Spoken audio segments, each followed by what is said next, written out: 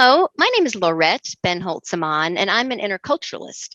I work with people who cross cultures and are returning home.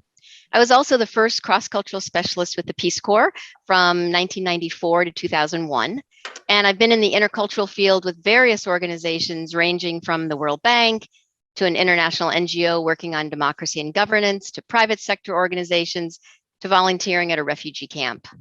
Personally, I was born in Egypt to an Egyptian father, an Armenian mother. I lived in Egypt. I was born in Egypt and lived in Nigeria. I married a German and I adopted an Ecuadorian. I've lived and worked overseas in multiple countries, and coming home has often been a challenge in terms of adjustment and identity. So I'd like to share with you some of my experiences and recommendations from both a personal and a professional lens. And whether you have just returned or returned a while ago, whether you know this intellectually or theoretically, it's an important and can really be an emotional topic. So I'm glad you've joined us today. So readjustment is a challenge for people when they return home from a relatively long time in another country. And in many ways, it's similar to the experience when someone who enters the new culture for the first time. So think back when you entered into your host location. And those who enter can experience this culture shock. And then when they return, they can experience this reverse culture shock or reentry shock.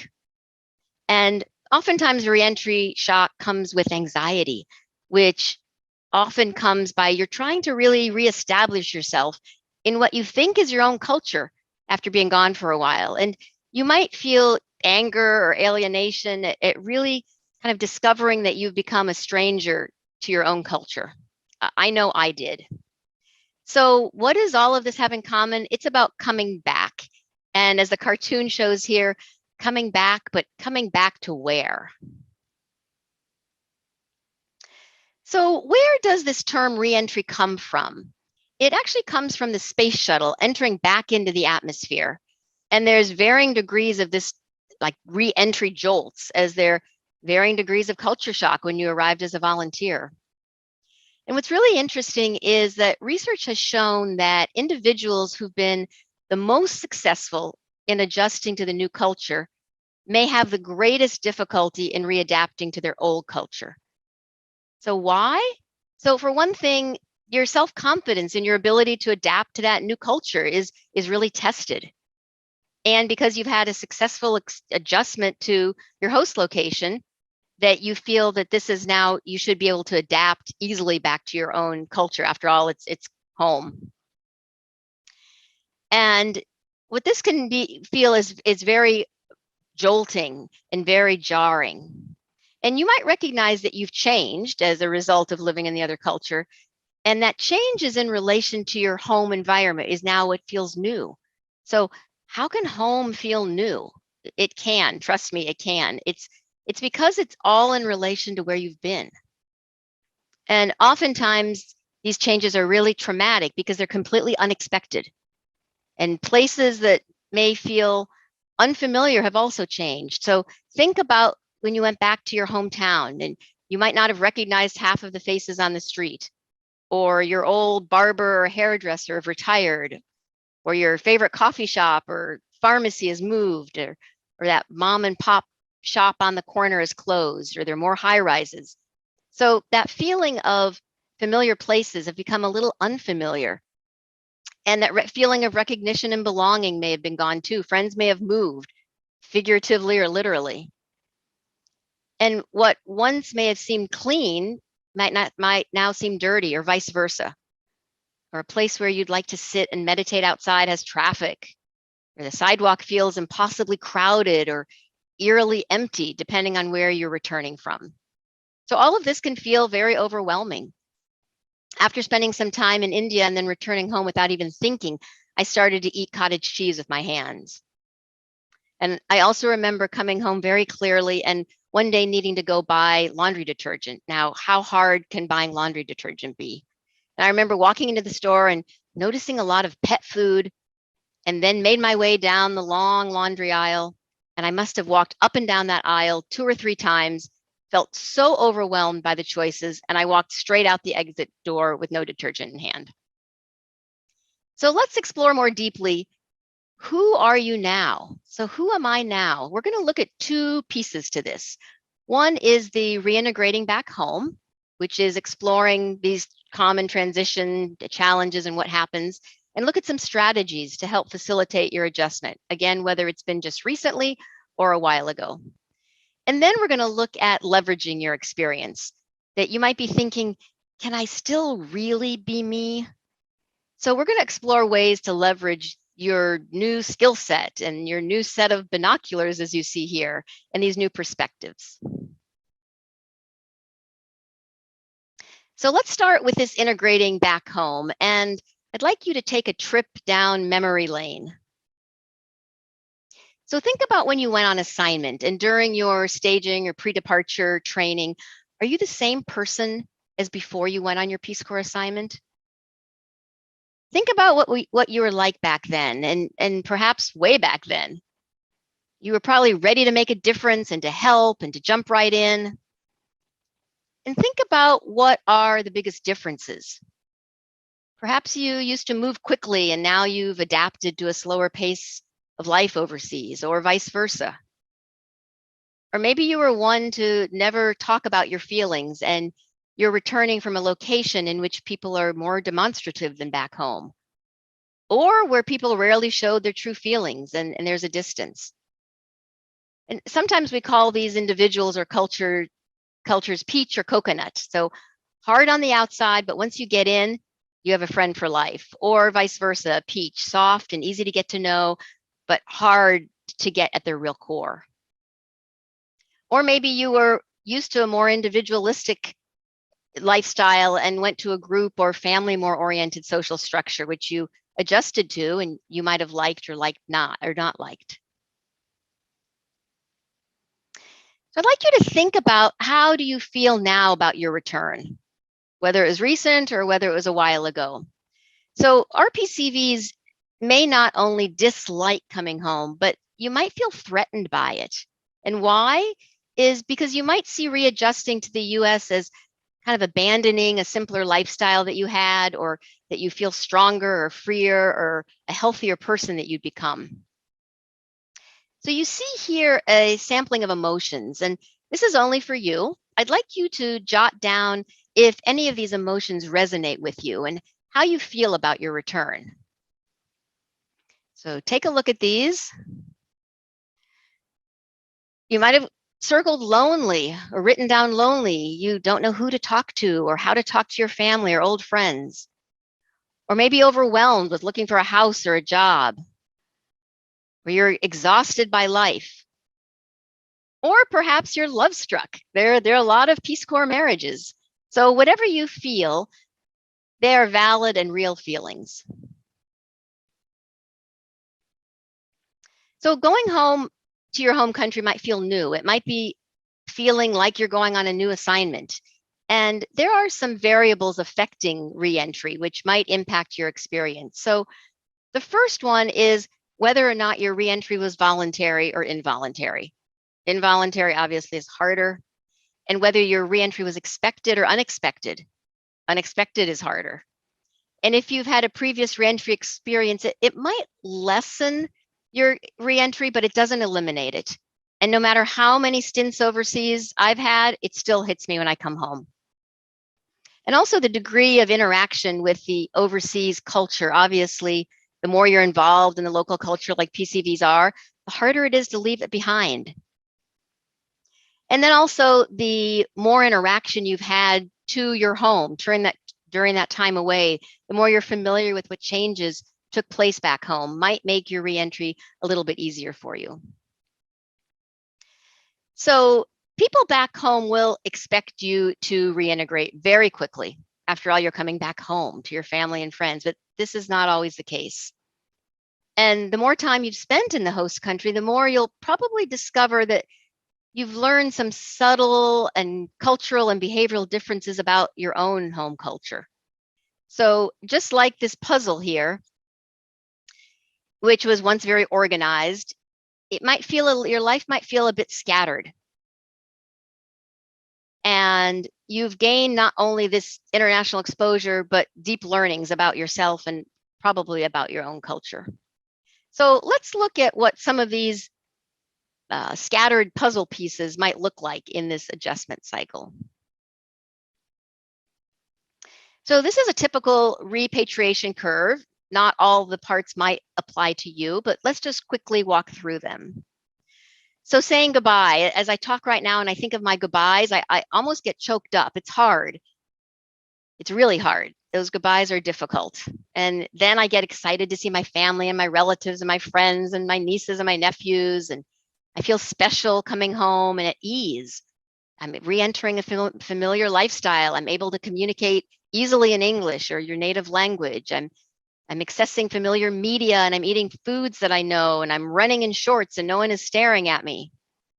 And then I might start feeling a loss. I'm different.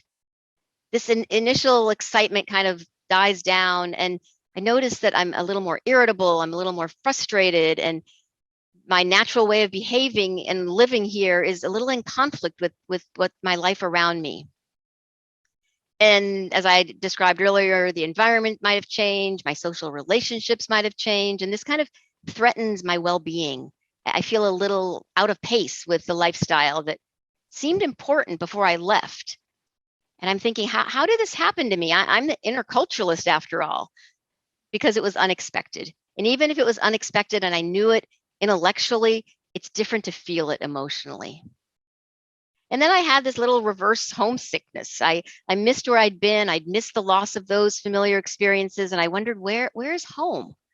I'm uncertain about housing financially. I'm uncertain about the next job. And it's painful. It's painful. There's a lack of understanding and interest from friends. People are seeing wrong changes in me. For example, I wanted to talk about my experience and I was more concerned about the environment, and I missed that excitement and challenge of Peace Corps life and seeing things with this new perspective and this critical eye. And then there's a moment of resetting after this pain, of assessing my self-confidence and my self-concept and being in control, and feeling that I know I can't change the environment necessarily in order to kind of reduce these feelings of dissonance. And I get a little frustrated, but I know there's a feeling that I kind of somehow need to fit in.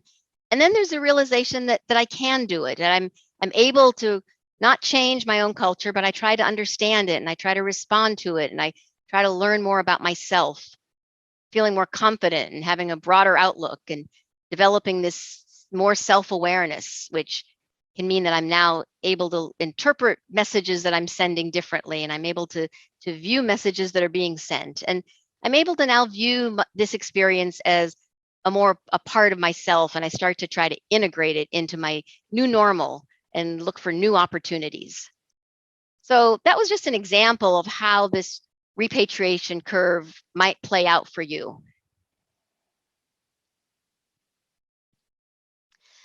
So you can almost divide your reentry challenges into 3 sections. And as I bring up topics that affected me, I'd like you to think about if they've affected you.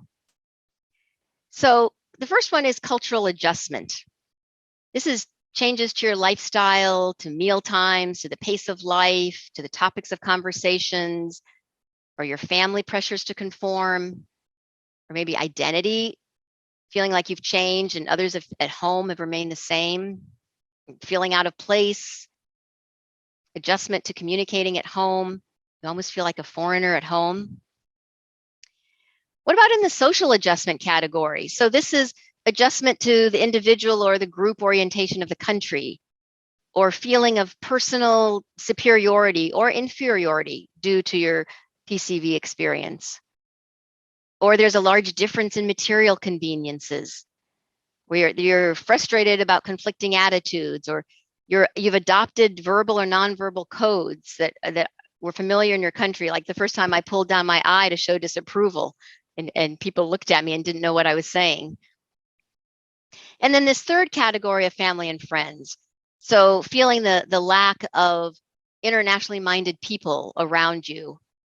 Granted, they're great RPCV groups to join and get involved with, but not with your friends and your family.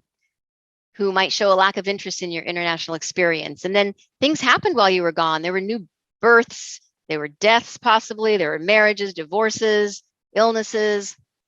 And then you're giving up your Peace Corps lifestyle. I know when I returned, the pace and overabundance of things really struck me.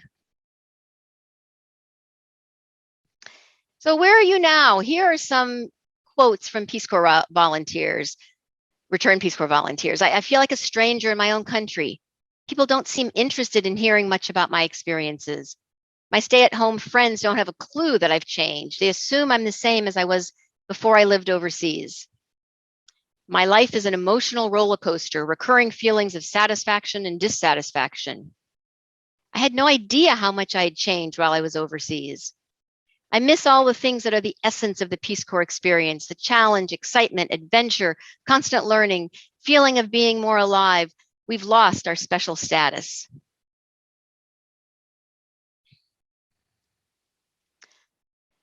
So overall, these changes can really result in questioning who you are. Who am I really? And you might feel a loss of confidence and self-esteem and psychological pressure and stress, and you might have difficulty resuming your personal relationships or marital tensions if you are a married volunteer, or divorce, and depression and illness. Or you might feel bored. You might have this lack of motivation or alienation, or you don't have much commitment feeling.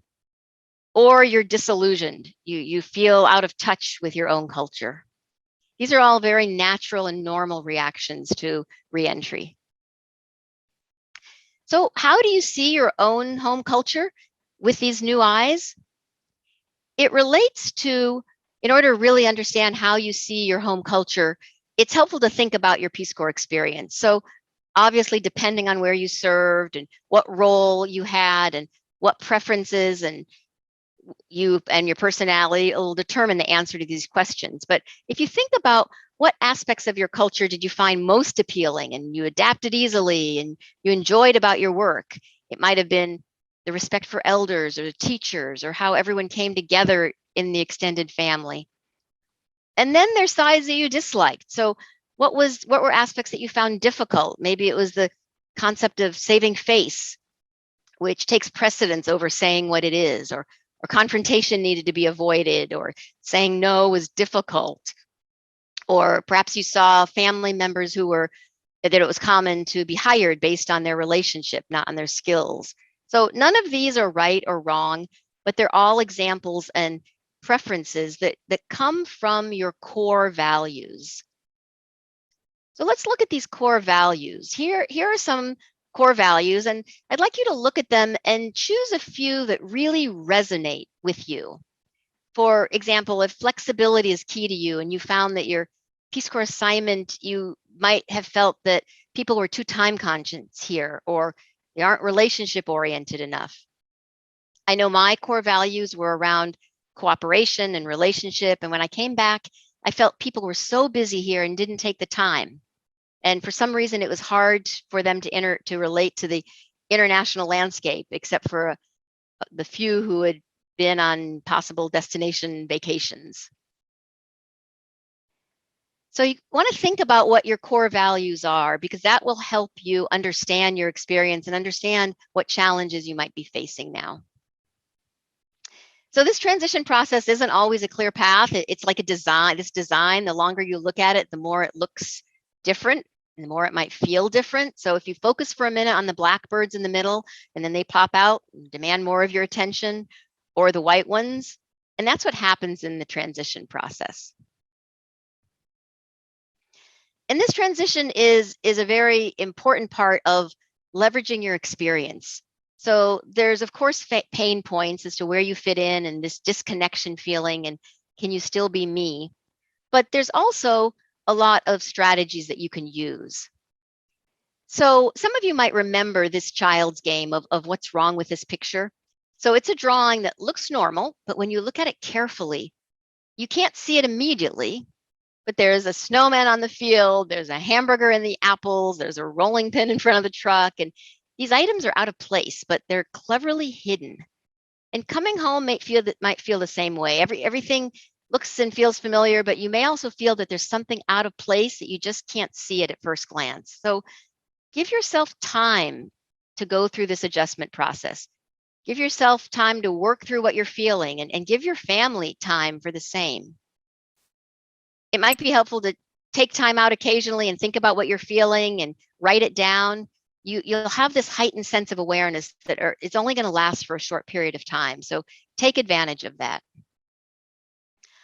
I also learned that I needed a long and short version, I called it. So when I returned back and people would ask me, "Oh, tell me about your experience," I realized that there were some people who only wanted to listen for a few minutes, and they were asking, but they really wanted a one or two short answers. And how do you sum up an overseas experience like that? So I learned to give short responses, focusing on one or two ideas that people can relate to easily. So you could focus on your village, or you're teaching your students, and then I would save my longer discussions for those who really were interested, or who have lived overseas, or could relate more. Secondly is to reserve judgment. Reserve judgment on what's different from here to there, and try to remember to respond slowly when you first come back. I learned this the hard way. I went right into an organization, and don't try to change the way you do things because you might have seen it in a better way. I learned I needed to show appreciation of how things are done here, and as opportunities arose, then to integrate my knowledge into how things had traditionally were done. And there's an old saying, you cannot push the river. You cannot push the river. So try to go slow and easily. And then lastly, try not to idealize or overly criticize the US. So try to be objective, be careful about how you phrase comments, which people could see that it's better there than here, or it's better here than there. And you might want to nurture your American side. What is American in you? What's that can-do attitude, for example? So balance your conversations with your international experiences. So let's look at some of the rewards of your experience. As I talk about my experience, I'd like you to just think which of these resonate with you. I know I learned about another culture, another part of the world. I could speak another language. I made wonderful connections with friends. I felt less ethnocentric. I could see both myself and the world better. I felt more independent, more self-reliant, more creative, more flexible, more tolerant to differences, more understanding of myself. So as you might be thinking, yes, I've gained these, but how in the world do I package some of these to an employer? So you have gained some new skills and talents. So you provide different input from a different perspective now, and you know how to develop global relationships. And some knowledge that you've gained, you can, if you manage people, you can provide managerial skills. If you've worked in two cultures, you've learned to ask the right questions, you've dealt with a wide range of different people. And what have you discovered about yourself? You probably have been able to tolerate ambiguity better. You've maybe had a secondary Peace Corps project and you needed to demonstrate initiative. So here are some possible competencies that you've developed that you might not have even realized you've developed. So one way to leverage your experience is to be able to think about and talk about these new competencies that you've gained. And this will be important for employers. So take a look through this list. Here are some possible ones. There might be many more.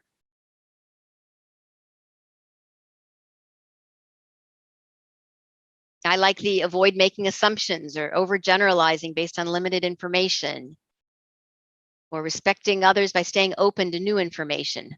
All of these support your ability to think with a global mindset now. So from a professional point of view, what new skills have you gained and challenges you've overcame? So you have now an invaluable knowledge of certain parts of the world or countries or markets. You have a different, unique perspective to issues and solving problems. You're more flexible with dealing with others and more open to new ideas and more likely to try something that others haven't tried before. Your increased acceptance of different ideas, of behaviors, of opinions, You're able to work with and manage culturally and ethnically diverse groups, your ability to compromise, to be more humble and less rigid, to better understand your home culture, to kind of step aside out on the outside, the inside or outside perspective, more self-confidence, I'm sure. You've survived and prospered in a challenging environment, and you're a good, quote, risk for an overseas assignment, for another overseas assignment. So you are a gem to an organization. So in closing, I'd like to leave you with two thoughts. One is, how do you know when you've readjusted? And then some reflection questions. So first, how do RPCVs know when they've come home?